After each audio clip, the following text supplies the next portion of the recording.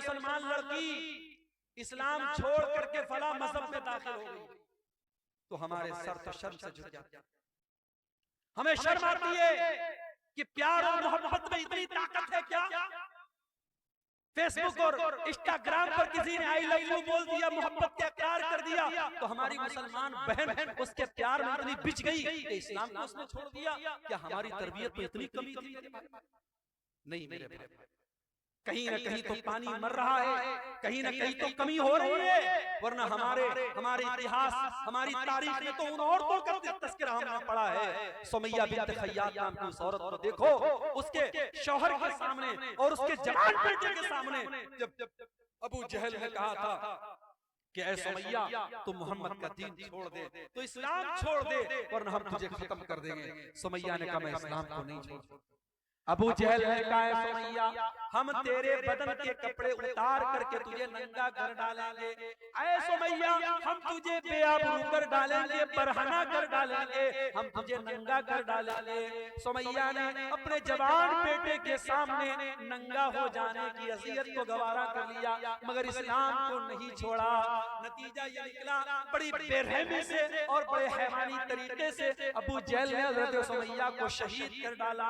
इस्लाम की राह में पहली शहादत पाने वाली खातून हजरत सुमैया है। मेरी प्यारी माओ बहनों, आपकी तारीफ तो ऐसी औरतों से भरी पड़ी है, मगर आज हालात ये हैं, मुसलमान लड़की स्कूल में जा रही है, कॉलेज में जा रही है, स्कूल में पढ़ा रही है, आंगनबाड़ी में काम कर रही है, गैर मुस्लिमों के साथ टच में है, और वहाँ किसी गैर मुस्लिम ने प्यार का इजहार किया, प्यार का इकरार किया, और ये उसके जाल में फंस गई, और जाल में ही नहीं फंसी बल्कि अपने इस्लाम को, अपने दीन को छोड़ने के लिए तैयार हो गई।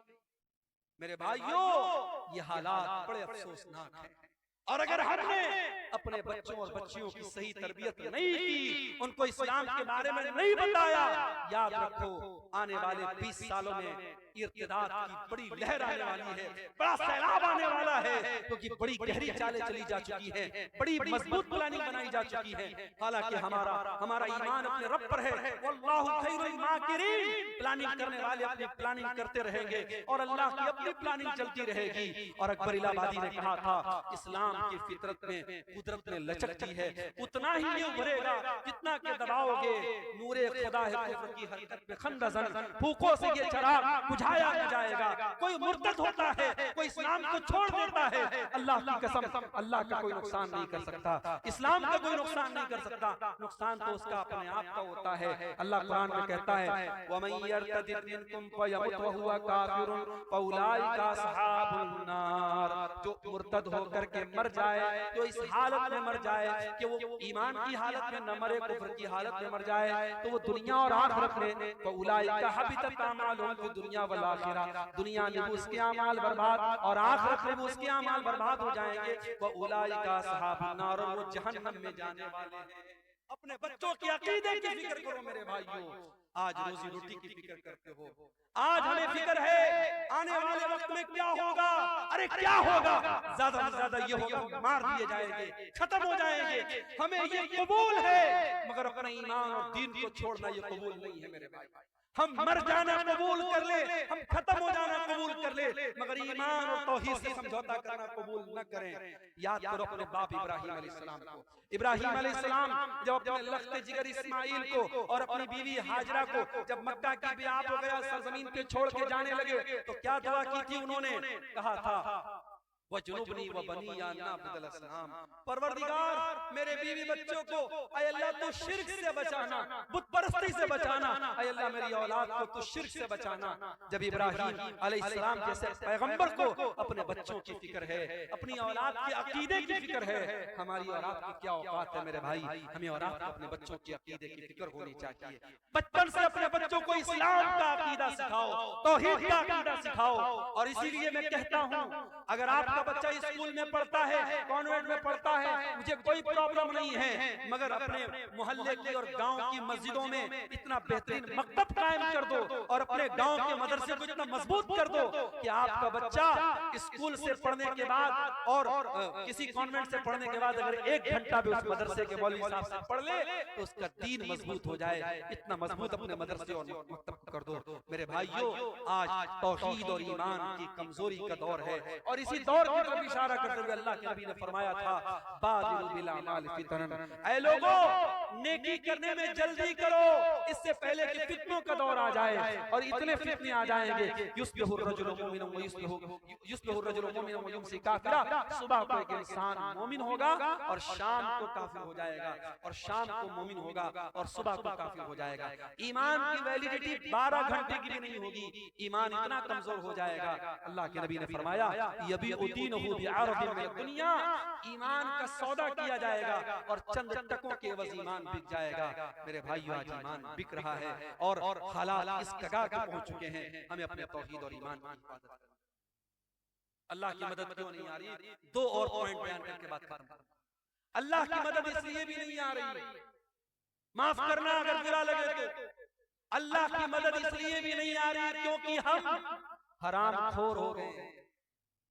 इसी बिहार की सरजमीन से मेरे पास फोन आया, सीमांचल से फोन आया, शेख साहब अगर हमारे इलाके में तकरीर करना तो जरा इस पर भी बोलना।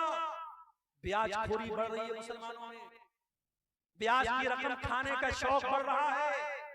किसी जमाने में लोग ब्याज मजबूरी में दे देते थे मगर लेते नहीं थे, मगर आज कितने मुसलमान हैं जो पैसे वाले हैं, तुझे 1 लाख रुपया चाहिए, चल दे देता हूँ, लेकिन मुझे रिटर्न में 1,05,000, 1,10,000 ब्याज खुल्ला खा रहा है मुसलमान। उस मुसलमान से कहो तू अपनी माँ के साथ ज़िना करेगा, दोनों कान पकड़ लेगा। कैसी बात, माँ के साथ ज़िना करने की बात कोई सोच भी नहीं। अरे अपनी माँ के साथ ज़िना करने से बड़ा गुनाह है सूद खाना, क्योंकि माँ के साथ ज़िना करने वाले के बारे में अल्लाह ने ये नहीं कहा कि जो अपनी माँ के साथ ज़िना करता है वो अल्लाह से जंग करता है, रसूल से जंग करता है। मगर ब्याजखोर के बारे में अल्लाह कुरान में कहता है, फ़इल्लम तफ़अलू फ़अज़नु बिहर्बिन मिनल्लाहि व रसूलिही, ऐ ब्याज खाने वाले अगर तूने ब्याज खाना नहीं छोड़ा तो आजा अल्लाह से जंग कर ले, रसूल से। है किसी में ताकत, है किसी की औकात, है किसी की हैसियत कि वो अल्लाह से जंग करे, वो रसूल से जंग करे? मेरे भाइयों, ब्याजखोरी बढ़ रही है। और दूसरी चीज मेरे नौजवानों, जुए की लत बढ़ रही है। आजकल नई नई कंपनियां आ रही है क्रिप्टो के नाम से, फला कंपनी में पैसा लगा दो, फला कंपनी में पैसा लगा दो।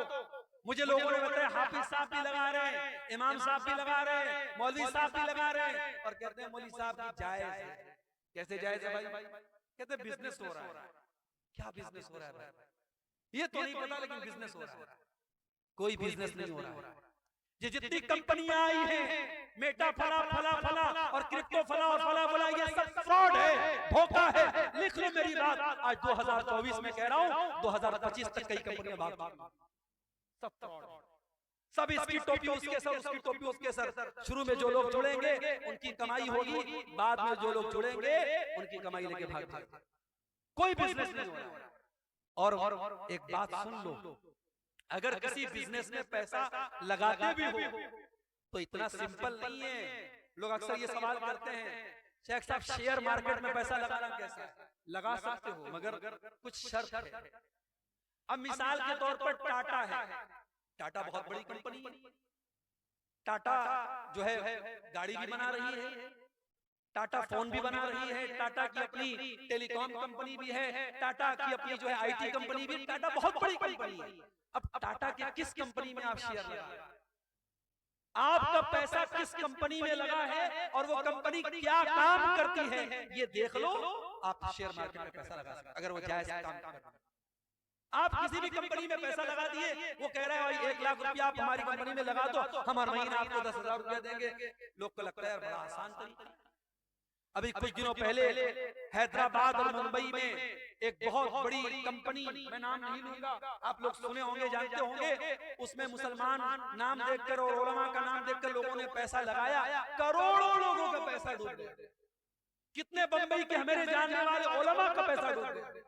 कितने लोगों ने अपने फ्लैट बेच दिए, घर बार बेच दिया कि जब बैठे बिठाए 50,000 रुपया मिल रहा है तो घर मकान को रखने की जरूरत, सब बेच दिया और करोड़ों रुपया उनका डूब गया।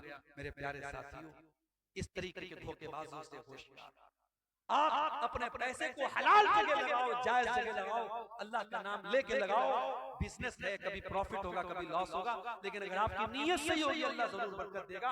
और सहाबा में हमें करोड़पति सहाबा भी, याद रखो पूरी अमानतदारी के साथ और पूरी बसीरत के साथ कह रहा हूँ, पैसा कमाओ। हमें उलमा की भी जरूरत है, हमें पैसे वालों की भी जरूरत है। ये पैसे वाले न हो मदरसे नहीं चल सकते। हमें करोड़पतियों की भी जरूरत है। हमारी मस्जिदें, हमारे मदरसे, हमारे दिन के काम कैसे चलेंगे? करोड़पति बनो, हलाल तरीके से बनो मेरे भाई, हराम तरीके से पैसा मत कमाओ। जुए के जरिए, सट्टे के जरिए रातों रात अमीर बनने के सपने बंद कर दो। मेहनत करो, मजदूरी करो, बिजनेस में पैसा लगाओ, बिजनेस के जरिए पैसा कमाओ। नीयत सही होगी और आपके मुकद्दर में लिखा होगा, यकीनन आप आगे बढ़ेंगे। मेरे प्यारे साथियों, अल्लाह के नबी ने फरमाया कि जिस बदन के अंदर हराम की कमाई जाती है, फन्नारु औला बिही, वो बदन जहन्नम की आग है। और यही नहीं, अल्लाह के नबी सल्लल्लाहु अलैहि वसल्लम यहाँ तक फरमाते हैं, अगर कोई हराम कमाई खाता है और बहुत लंबा सफर करके उसके बाल मैले हो जाते हैं, उसके कपड़े मैले हो जाते हैं, और अल्लाह की बारगाह में हाथ फैला के दुआ करता है, या रब्बी कह के दुआ करता है, लेकिन वमतअबहु हराम वमशरबहु हराम वमलबसहु हराम वगुज़िया बिल हराम, उसका खाना हराम कमाई का, उसका पानी हराम कमाई का, उसका कपड़ा हराम कमाई का, उसकी परवरिश हराम कमाई की, तो अल्लाह के नबी फरमाते हैं फअन्ना युस्तजाबु लिज़ालिक, उसकी दुआ कहां से कबूल? ब्याज खाने वाला उम्रा कर ले, हज कर ले, खाने काबा का दरवाजा पकड़ पकड़ के रो रो के दुआ करे, उसकी दुआ कैसे कबूल होगी जब मेरे नबी कहते हैं हरामखोर की दुआ कबूल नहीं होगी? मेरे भाइयों, आज अल्लाह की मदद इसलिए भी नहीं आ रही है क्योंकि मुसलमान पैसा कमाने की अंधी रेस में लग चुका है। ब्याज भी खा रहा है, जुआ भी खेल रहा है, सट्टा भी खेल रहा है, ऑनलाइन ऐप्स के जरिए हराम तरीके से पैसा भी कमा रहा है। मेरे भाइयों, कमाई को हलाल करो, कमाई को हलाल करो। सलफ कहा करते थे, अतिब मत मामा कर तो जब दावत का, अपनी कमाई को, अपने खाने को हलाल कर लो, हमारी दुआ कबूल होगी, अल्लाह की मदद आएगी अगर हमारी कमाई हलाल। इसी तरीके से मेरे भाई, अगर हम चाहते हैं कि अल्लाह की मदद आए, मेरे नौजवान साथियों, आपको अपनी जवानी की हिफाजत करनी पड़ेगी, अपनी जवानी की अहमियत को समझना पड़ेगा। अल्लाह की कसम दिल दुखता है जब फजर की नमाज में ये चंद बूढ़े हमें मस्जिद में नजर आते हैं। नौजवान कहां मर गए? मेरी कौम के नौजवान कहां मर गए? वो रात को 2-2 बजे तक, 3-3 बजे तक व्हाट्सएप पर चैटिंग करते रहे, लड़कियों से बातें करते रहे, अय्याशियां करते रहे, फेसबुक की रील्स देखते रहे, यूट्यूब के शॉर्ट देखते रहे, बेहयाई के मनाजिर देखते रहे। रात को 3-3 बजे तक हमारा नौजवान ये सब देख रहा है। और फजर की अजान जब होती है और मुअज्जिन कहता है अस्सलातु खैरुम मिनन नौम, नमाज नींद से बेहतर है, हमारा नौजवान बिस्तर पे सोया है। मेरे नौजवानों, ये अजान की आवाज सिर्फ 70 साल वालों के लिए नहीं, आपके लिए भी है। और मेरे रब की कसम, आप जब फजर की नमाज में उठ के जाते हैं, शैतान जलील होता है, शैतान पछताने लगता है कि मैं इस नौजवान को कैसे रोक नहीं पाया, इसको मैं फजर की नमाज में कैसे मैं रोक नहीं पाया। नौजवानों, अपने आप को नमाज का पाबंद बना। और बाद नौजवान मुझसे पूछते हैं, मेरे पास व्हाट्सएप पर मैसेज भी आता है, शेख साहब गंदी आदत में पड़ गया, गंदे वीडियोस देखने की आदत हो गई, लड़कियों से चैटिंग करने की आदत हो गई, हराम काम की आदत पड़ गई। शेख साहब को ये इलाज बता दीजिए, कोई तरीका बता दीजिए। आओ तरीका बताता हूँ कुरान की रोशनी। गंदी आदतों से बचना है, बुरी आदतों से बचना है, अय्याशी से बचना है, मोबाइल के गलत इस्तेमाल से बचना है। एक नुस्खा बताता हूँ, नोट कर लो मेरे। कुरान में अल्लाह फरमाता है, फखलफ मिन बादिहिम खल्फुन अदाउस सलात वत्तबउश शहवाति फसौफ यलकौन गय्या। अल्लाह कुरान के 16वें पारे में फरमा रहा है कि जो लोग नमाज नहीं पढ़ते हैं, जो लोग नमाज की पाबंदी नहीं करते हैं, वही लोग ख्वाहिशात की पैरवी करते हैं, वही लोग शहवतों की पैरवी करते हैं, और वही लोग जहन्नम में जाएंगे। इसका उल्टा ये मतलब निकला कि जो नमाज की पाबंदी करेगा, जो 5 टाइम की नमाज हर हाल में पढ़ेगा, वो ख्वाहिशात की पाबंदी से बचेगा, वो गलत शहवतों से बचेगा, वो औरत के फितने से बचेगा। वो जिसको ये रात में फिक्र होगी मुझे सुबह फजर की नमाज जमात के साथ पढ़नी है, वो रात में कोई गंदा काम करने के पहले 1000 बार, वो मोबाइल पर कोई गंदी चीज देखने के पहले 1000 बार सोचेगा कि यार मैं नमाजी आदमी हूँ, ये चीज मुझे सूट नहीं करती है, वो बंद कर देगा। वो नहीं, अगर बचना चाहते हो नमाज की पाबंदी करो। और यही बात अल्लाह कुरान के 21वें पारे में कहता है, उतलु मा उहिया इलैका मिनल किताब व अक़िमिस सलाह इन्नस सलाता तनहा अनिल फ़हशाई वल मुनकर। ऐ नबी, कुरान की तिलावत करो और नमाज की पाबंदी करो।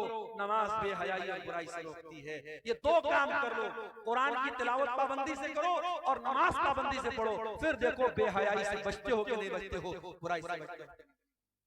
मेरे भाइयों, नमाज की पाबंदी, और नमाज कोई मामूली चीज नहीं है, टेंशन को दूर करने वाली चीज नमाज। मैं मानता हूं इस वक्त हालात बड़े बेचैन कर देने वाले हैं। मीडिया में आने वाली खबरें, यूपी की खबरों से बिहार वाले परेशान, बिहार की खबरों से यूपी वाले परेशान, तमिलनाडु की खबरों से नॉर्थ इंडिया के मुसलमान परेशान। ये मीडिया आज हमको परेशान कर रहा है, डिस्टर्ब कर रहा है। आज इस माहौल में नमाज हमारी बहुत बड़ी जरूरत भी है। मेरे नमाज पढ़ो और कुनूत नाज़िला का इत्मीनान करो। मेरे नबी दुश्मनों पर बद्दुआ करने के लिए कुनूत नाज़िला पढ़ते थे। आज कुनूत नाज़िला पढ़ो और नमाज की पाबंदी करो। अल्लाह कुरान में कहता है वस्तईनु बिस्सब्रि वस्सलाह, सब्र और नमाज के जरिए अल्लाह की मदद तलब करो। मेरे भाई, मेरे नबी जब टेंशन में होते थे, परेशानी में होते थे, हजरत हुज़ैफा रज़ियल्लाहु ताला अन्हु कहते हैं अल्लाह के नबी नमाज के लिए खड़े हो जाते थे। आज हमें नमाज की अहमियत पर भी तवज्जो देने की जरूरत है। और आखिरी चीज, हमारी माएं बहनें इस उम्मत की बड़ी कीमती मता है। इस उम्मत की माएं बहनें, इस उम्मत की औरतें, इस उम्मत की बहुत कीमती दौलत है। क्यों? क्योंकि ये किसी की माँ बनती हैं, किसी की बीवी बनती हैं, किसी की बेटी होती है, किसी की बहन होती है। एक औरत के कई रूप होते हैं और इस्लाम ने औरत के हर रूप की बड़ी इज्जत दी। इस्लाम में औरत को पूजा तो नहीं गया, औरत की इबादत तो नहीं की गई। इस्लाम में इबादत सिर्फ अल्लाह की है, मगर औरत अगर माँ है तो इस्लाम ने कहा उसकी इज्जत करो, उसके कदमों के नीचे तुम्हारी। औरत अगर बीवी है, कुरान कहता है वमिन आयातिही अन खलक लकुम मिन अनफुसिकुम अज़वाजन लितस्कुनु इलैहा। बीवी तुम्हें सुकून पहुंचाती है, तुम्हारे घर को शांति देती है, तुम्हारे बच्चों को पालती है, तुम्हारे दिल को सुकून पहुंचाती है। यही बीवी बेटी, यही औरत बेटी है। तो अल्लाह के नबी फरमाते हैं मन इब्तुलिया मिन हाज़िहिल बनाती शैअन कुन्न लहू सित्रम मिनन नहार। जिसको अल्लाह बेटी दे करके आजमाता है और इस इम्तिहान में वो खरा उतरता है, बेटी अपने माँ बाप को जहन्नम की आग से बचाती है।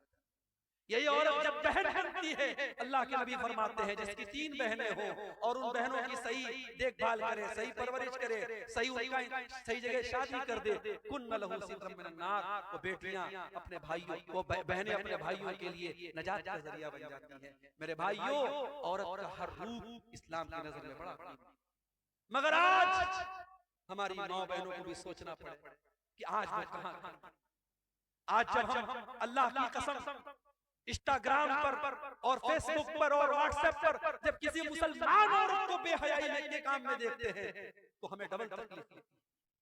बेहयाई के काम कोई भी औरत करे ये तकलीफ की बात है, मगर मुसलमान औरत करे तो ये डबल तकलीफ की बात है। ये हमारी कौम की लड़की, हमारी कौम की बहन है।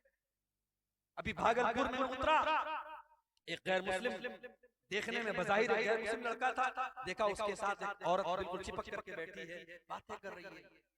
कुछ देर के बाद मोबाइल पर फोन आया मेरे सामने, उसने सामने वाले से बात करके अस्सलाम वालेकुम। कपड़े से नहीं लगा मुसलमान है, उसके चेहरे पर जो स्टार बना हुआ था उससे नहीं लगा मुसलमान है। लेकिन जब फोन पर उसने अस्सलाम वालेकुम कहा, मुझे पता लग गया मुसलमान है। मुझे बड़ी तकलीफ हुई, ये मुसलमान लड़की किसी गैर मुस्लिम लड़के के साथ इस तरीके से ऑटो पे टोटो पे बैठ क्या कर रही है।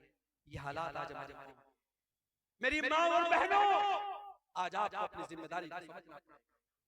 आज आपको बेहयाई और बेगैरती के इस तूफान का मुकाबला करना है, उसका शिकार नहीं बनना। औरत बड़ी कीमती चीज भी है और शैतान का बहुत बड़ा हथियार भी है। अल्लाह के नबी फरमाते हैं अद्दुनिया कुल्लुहा मता व खैरु मताई दुनिया अल मरातु सालिहा। दुनिया की सबसे कीमती दौलत नेक औरत है। और अल्लाह के नबी ये भी फरमाते हैं अल मरातु औरत, औरत पर्दे में रहने की चीज है। फैज़ा खरजत, जब ये औरत घर से निकलती है, इस तशरफहा शैतान, तो शैतान का शिकार बन जाती है, शैतान का आला बन जाती है। इसलिए मेरी माँ और बहन, आप तो धारी खंजर है, आपके जरिए अच्छा काम भी हो सकता है और आपके जरिए समाज को बिगाड़ा भी जा सकता है। अब ये आप तय करें आपको क्या करना है। और मर्दों से मैं गुजारिश करूंगा कि आपके घर की औरतें क्या पहन रही हैं, किस हालत में निकल रही हैं, ये देखना आपकी जिम्मेदारी है। आप दयूस न बने, आप बेगैरत न बने। जिस भाई की बहन बेपर्दा निकले, जिस बाप की बेटी बेपर्दा निकले, जिस शौहर की बीवी बेपर्दा निकले, वो दयूस है, वो बेगैरत है। और मेरे नबी ने फरमाया 3 लोग क़यामत के दिन ऐसे होंगे, अल्लाह ताला उनकी तरफ देखेगा भी नहीं। उन 3 लोगों में एक कोई इंसान भी होगा, अद्दयूस अल्लज़ी युक़िरु फ़ी अहलिही अल-ख़ुबूस, वो बेगैरत आदमी जिसके घर में बेगैरती का काम हो रहा हो और उसको कोई फर्क न पड़े। मेरे भाइयों, बेगैरती अल्लाह को पसंद है, अल्लाह गैरत वाला है, अल्लाह को बेगैरत लोग पसंद है। इसलिए अपने घरों में गैरत का माहौल बनाओ। अपने घर में ये बताओ, फर्क बताओ अपनी जवान बेटियों को, ये खाला का लड़का है, ये मामू का लड़का है, ये चाचा का लड़का है, ये गैर महरम है, किसी को अलाउ मत करो। व्हाट्सएप पर किसी का सलाम आया, अपनी बहनों से कहना चाहता हूं, खबरदार किसी अजनबी को लिफ्ट मत कराओ। वो पहले भाई बन करके बात करेगा, फिर दोस्त बन जाएगा, फिर बॉयफ्रेंड बन जाएगा, फिर मिलने की बात करेगा, फिर तुम्हारी खूबसूरती की तारीफ करेगा। वो किस तरीके से पट्टी पड़ाएगा तुम नहीं समझ सकती। इसलिए खबरदार, होशियार।